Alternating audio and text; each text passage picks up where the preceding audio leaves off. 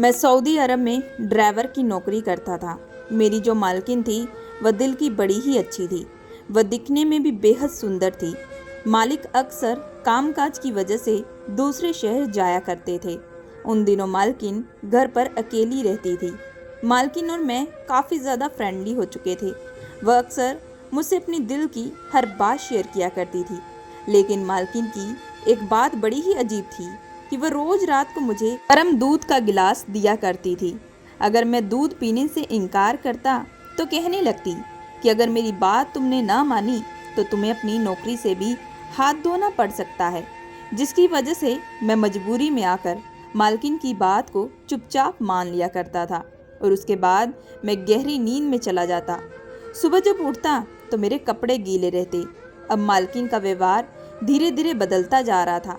वह रोज बहाने से मेरे करीब आती और मेरे बदन को छूने की कोशिश किया करती।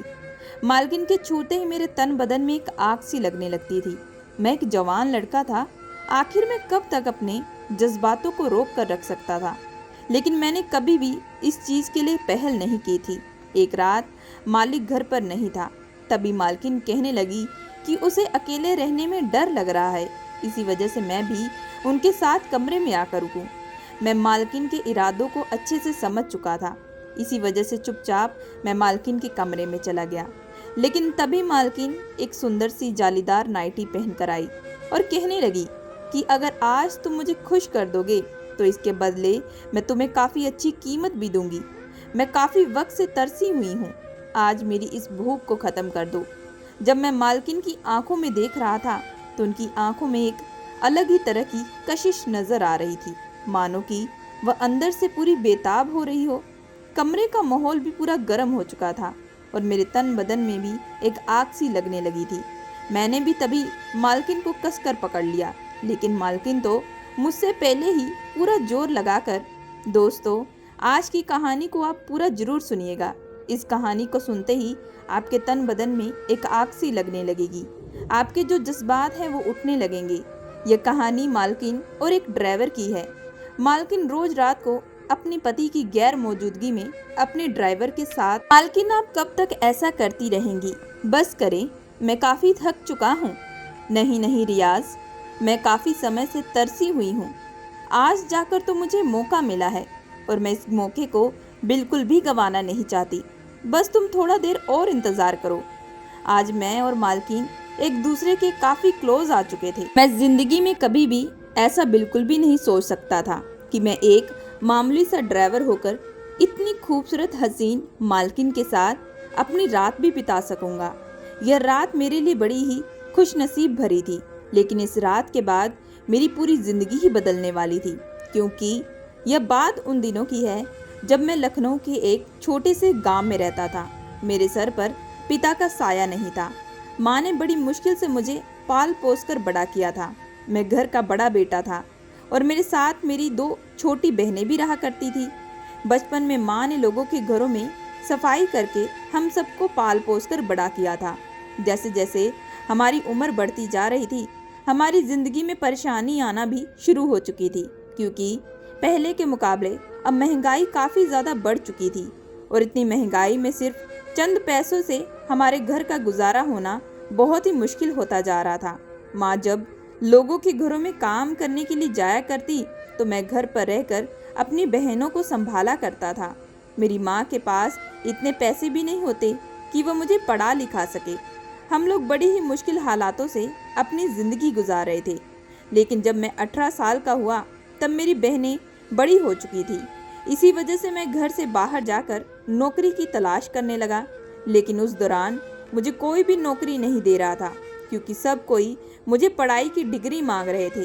अब मैं पढ़ाई कहाँ से लाता जब मैं कभी भी स्कूल गया ही नहीं था। उस वक्त मेरी ज़िंदगी मानो ख़त्म सी लग रही थी। उस वक्त माँ की हालत भी ऐसी हो चुकी थी कि वह अक्सर बीमार रहने लगी थी। माँ को मैं जब भी देखता तो मुझे बहुत ही ज़्यादा तरस आता था, क्योंकि वह बचपन से ही लोगों के घरों में काम करती थी। अब मैं किसी भी हालत में अपनी माँ को काम से हटाना चाहता था, लेकिन यह मेरे लिए बड़ा ही मुश्किल होता जा रहा था। मैंने कई छोटी मोटी दुकानों में काम किया, लेकिन वह लोग मुझसे ज़्यादा काम करवाते और तनख्वाह इतनी कम देते कि जिससे मेरे घर का गुजारा हो पाना बड़ा ही मुश्किल था। मैं हर महीने में ही अपना काम बदलता था। जहां मुझे थोड़ी बढ़कर तनख्वाह मिलती, मैं वहीं पर काम करना शुरू कर देता था। इसी तरीके से मैं पूरे 6 महीने तक काम किया था। जो पैसा मैं कमाता उसी से हम लोग अच्छा खा पी रहे थे। एक दिन मैं शाम को जल्दी घर वापस आया। माँ मुझे आंगन में बैठी हुई दिखाई दी। वह काफ़ी परेशान लग रही थी। मैं माँ के बगल में जाकर बैठ चुका और पूछने लगा कि आखिर बात क्या है। तभी माँ कहने लगी कि बेटा, 2 लड़कियाँ घर पर हैं, उनकी शादी करवानी है। इतना सब कुछ हम लोग कैसे करेंगे? मेरे पास तो इतने पैसे नहीं थे कि मैं बचपन में तुम लोगों को पढ़ा सकती, लेकिन अब तुम लोगों की शादी करवानी है। शादियों में खर्चा होता है और लड़की की शादी में तो दुगना खर्चा होता है। ये सब कैसे करूँगी? आज की तारीख पर अगर तुम्हारे पिता होते, ये नौबत कभी आने ही न देते।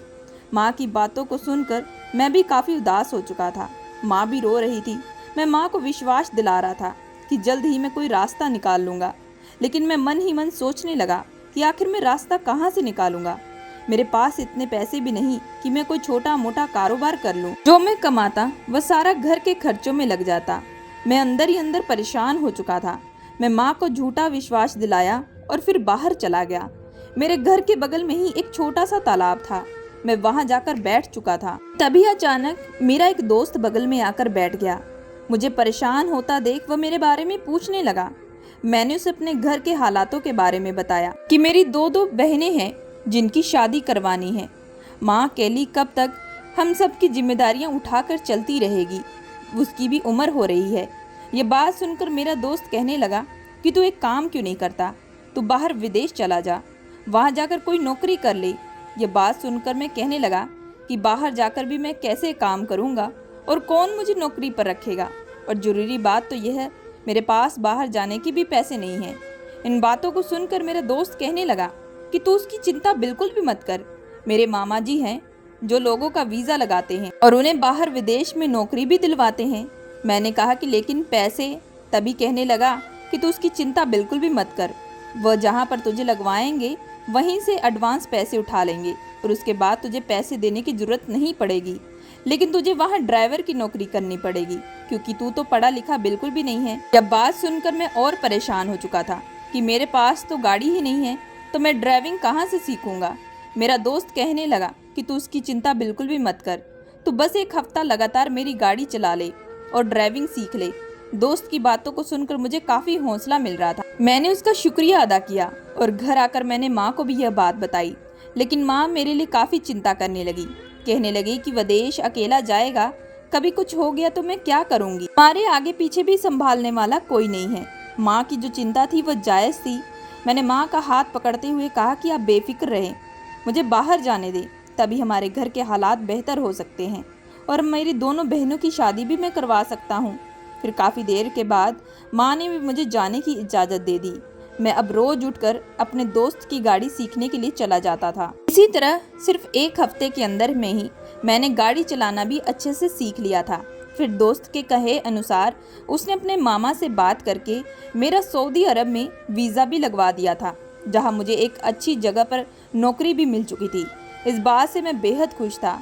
पूरे 2 हफ्ते के बाद मैं अपने घर वालों को विदा करके सऊदी अरब चला गया। एयरपोर्ट पर पहले से ही मुझे लेने के लिए एक आदमी खड़ा था। मैं चुपचाप उसकी गाड़ी में जाकर बैठ चुका। वह आदमी मेरे बारे में पूछ रहा था। मैंने उसे अपना नाम रियाज बताया था। आज पहली बार मैं सऊदी अरब देख रहा था, नहीं तो मैं कभी ज़िंदगी में विदेश जाने के बारे में सोच भी नहीं सकता था। मैं गाड़ी की खिड़की के सामने अपने सपनों के बारे में सोचने लगा कि मुझे क्या क्या अपनी ज़िंदगी में पूरा करना है। मैं अपने ख्वाबों में ही मगन था कि तभी 1 घंटे के सफ़र के बाद एक बहुत ही बड़े बंगले में आकर गाड़ी रुक चुकी थी। वह आदमी मुझे उस बंगले के सामने छोड़कर जा चुका था। मुझे आज थोड़ा डर लग रहा था। मैं डरते डरते जैसे चौकीदार के बगल में गया तो वह मुझे मालिक के पास ले गया। मालिक मुझे पहले थोड़ी अरबी भाषा में बात कर रहा था। जब उन्हें पता चला कि मुझे अरबी नहीं आती तो वह अपने एक नौकर को कहने लगा, इसे सब कुछ हिंदी में समझाना और कल से इसे हमारी गाड़ी दे देना। इसे बता देना कि जब मालकिन को उसकी ज़रूरत पड़ेगी अब उन्हें ये बाहर लेकर जाया करे और बंगले के पीछे एक छोटा सा कमरा बना हुआ है, आज से वहीं जाकर रह सकता है।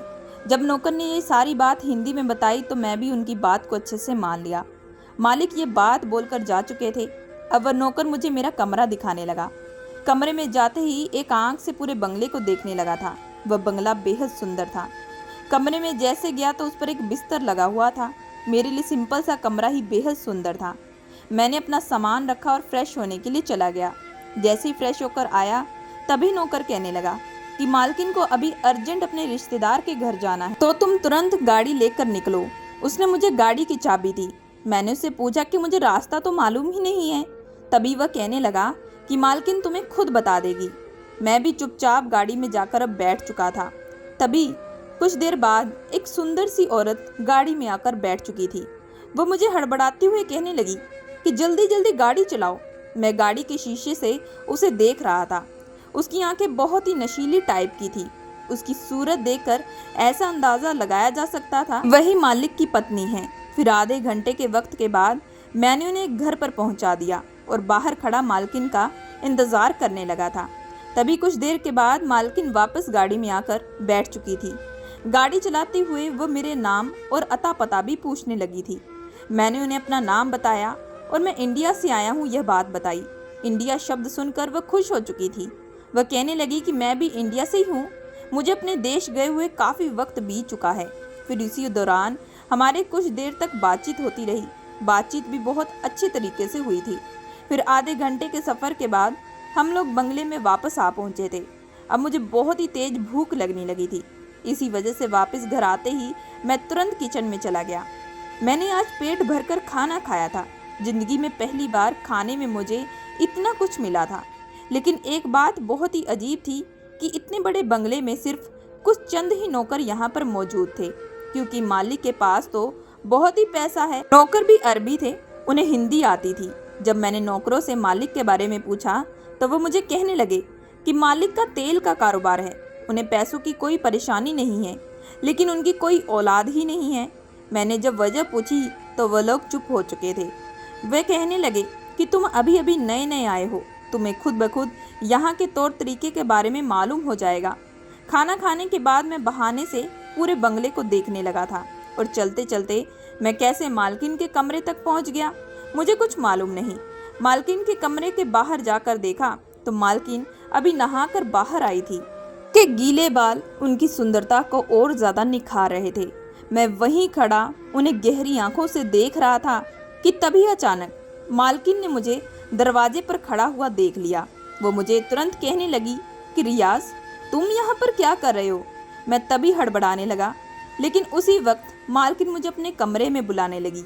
मैं जैसे ही कमरे में अंदर गया तो कमरे को देखकर हैरान रह चुका था। यह कमरा तो बेहद सुंदर था। हर तरफ सुंदर लाइट लगी हुई थी। मालकिन ने मुझे सोफे पर बिठाया। मालकिन कहने लगी कि अच्छा हुआ तुम यहाँ पर आ चुके हो। मालकिन बताने लगी कि बंगले में ज़्यादातर सऊदी अरब के नौकर ही काम करते हैं। आज तक कभी भी इंडिया से कोई यहाँ पर काम करने के लिए नहीं आया, लेकिन तुम एक शख्स हो जो इतनी दूर से यहाँ पर काम करने के लिए आए हो। मालकिन को तभी अपने घर के हालातों के बारे में भी बताया। मैं भी मजबूर था, इसी वजह से इतनी दूर काम करने के लिए आया हूँ, नहीं तो भला कौन अपने परिवार से इतना दूर जाने के बारे में सोच सकता है।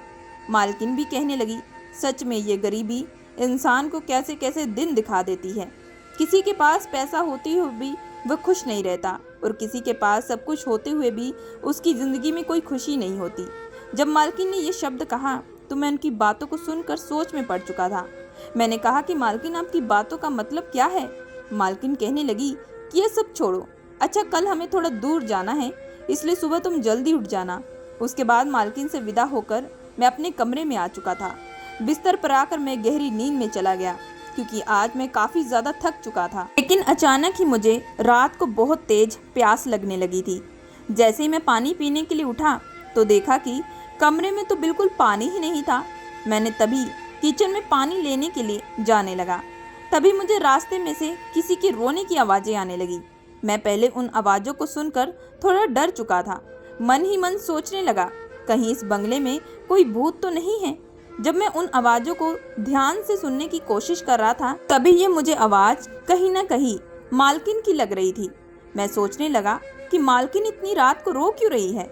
मैं धीरे धीरे उन आवाज़ों को सुनता हुआ मालकिन के कमरे की तरफ बढ़ता गया था और जैसे ही मालकिन के कमरे के बाहर पहुंचा तो मालकिन और मालिक दोनों आपस में बहस रहे थे। मुझे लगा कि शायद पति पत्नी का मामला है, मुझे इन बातों को बिल्कुल भी नहीं सुनना चाहिए। लेकिन तभी मालकिन कहने लगी कि मैं भी तुम्हारी पत्नी हूँ, तुम्हें मुझे भी वक्त देना चाहिए। जरूरी नहीं इंसान के लिए पैसा ही सब कुछ होता है। तुम मेरे साथ एक छत के नीचे रहते नहीं हो। अगर मुझे पहले पता चलता कि यहाँ अरबी लोग एक शादी नहीं बल्कि 4-4, 5-5 शादियाँ कर लेते हैं तो मैं कभी भी तुमसे शादी ना करती। तुम मुझसे झूठ बोलकर 3 शादियाँ पहले ही कर चुके हो। मुझे अब बिल्कुल भी गवारा नहीं हो रहा। मैं ये सब बिल्कुल भी बर्दाश्त नहीं कर सकती। मैं शादी को लेकर ऐसे ख्वाब बिल्कुल भी नहीं देखी थी। तभी वह अरबी मालिक मालकिन को अरबी में बोलने लगा था, जिसे मैं बिल्कुल भी समझ नहीं पा रहा था। देखकर तो ऐसा ही लग रहा था कि मालिक हिंदी थोड़ा बहुता समझ पाता है, शायद वह बोल नहीं पाता। मैं कहीं ना कहीं तरीके से उन लोगों की बातों को समझ रहा था। यह माजरा मुझे अच्छे तरीके से समझ आ चुका था। उसके बाद मैं वापस अपने कमरे में आ गया। अब मेरी जो प्यास थी वह भी बुझ चुकी थी। मालकिन कितनी सुंदर है और कितनी मासूम भी, लेकिन उनके पति के साथ उनका बिल्कुल भी अच्छा संबंध नहीं है। यही सोचते सोचते मैं गहरी नींद में चला गया था। तभी सुबह उठा तो मुझे मालकिन की आवाज़ आने लगी कि रियाज रियाज जल्दी उठो, मुझे बाहर जाना है। मैं तुरंत मालकिन की आवाज़ सुनकर फ्रेश होने के लिए बाथरूम में चला गया और उसके बाद गाड़ी निकालने लगा। मैं मालकिन से माफ़ी मांगने लगा। मालकिन काफ़ी आज उदास थी। तभी गाड़ी का तेल भी ख़त्म होने लगा था। मैं एक जगह गाड़ी में तेल डलवाने लगा तो मालकिन भी गाड़ी से उतर चुकी थी। मालकिन के हाथ में उनका महंगा वाला पर्स था। तभी कुछ गुंडे आए और मालकिन को पकड़ लिए।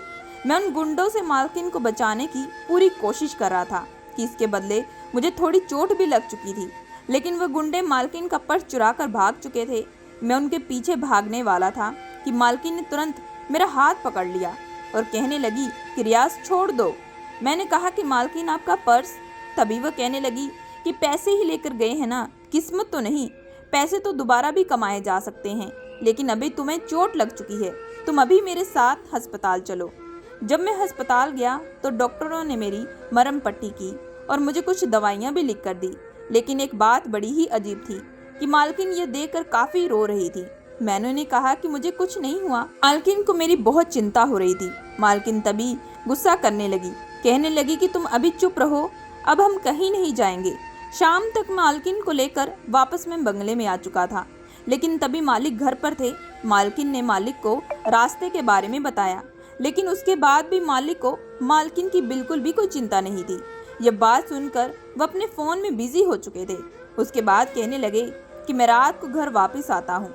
यह देखकर मालकिन तो और उदास हो चुकी थी। मैं भी अपने कमरे में वापस आ चुका था और कब मुझे गहरी नींद आ गई मुझे कुछ मालूम नहीं। रात को मुझे फिर से वही रोने की आवाज़ें आने लगी। मैं अब समझ चुका था कि मालकिन फिर से रो रही है।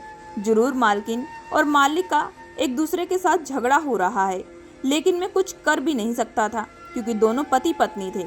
मालकिन दिल की बहुत ही अच्छी थी।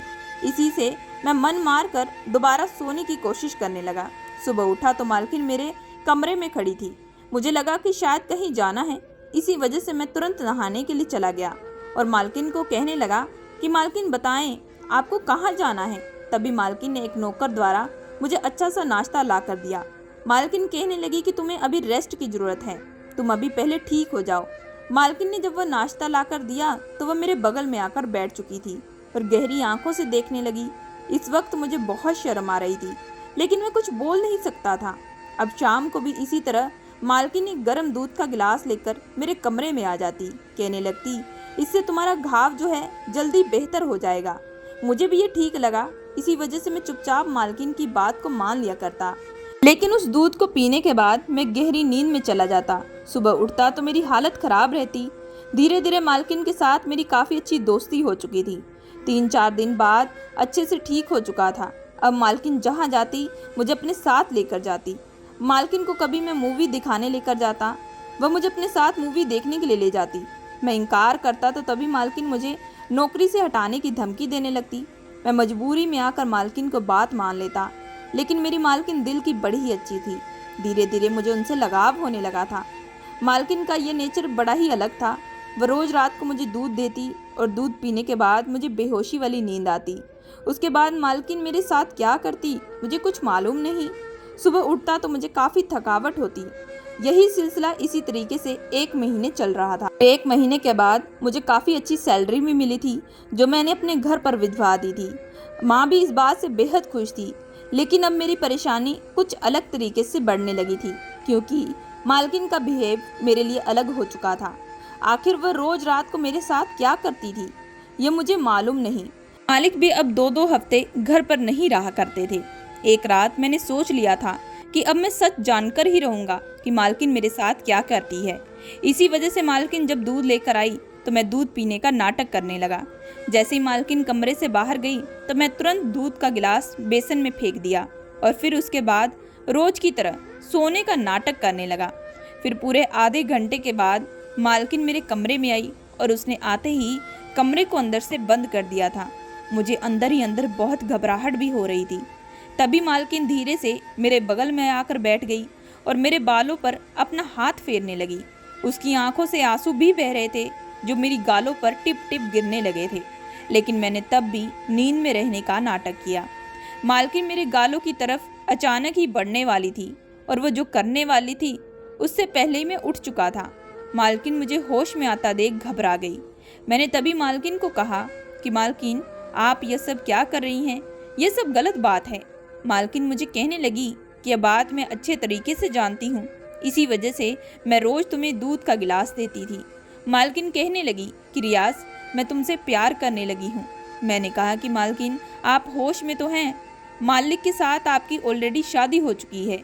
यह बात सुनते ही मालकिन फूट फूट कर रोने लगी। कहने लगी कि वह शादी नहीं, एक अजाब है मुझ पर।